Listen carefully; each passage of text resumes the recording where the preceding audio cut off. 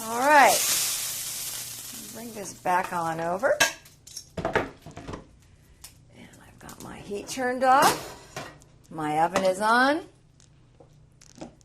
Grab a little bit of Dijon mustard here. Put this in a pan. My little bowl. And I'm just going to give this a little coating of Dijon mustard.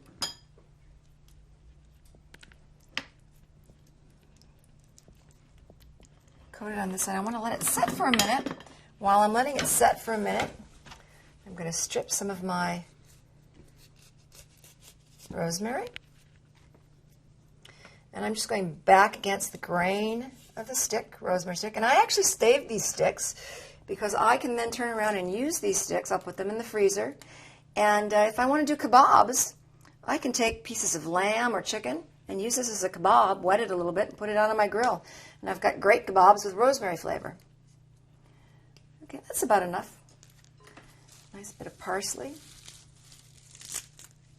I'd say you're looking at maybe 2 tablespoons full of parsley when it's chopped.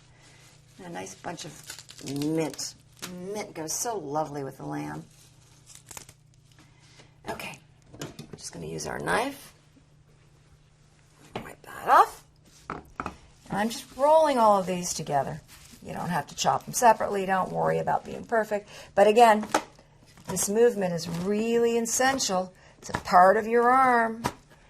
I've got my fingers rolled back in the claw. You remember the old claw where the knuckle is the guide and the fingers stay rolled behind so we don't chop any fingers. And then you can just come on in here and do a rough chop. We don't have any master chefs coming by checking us on this.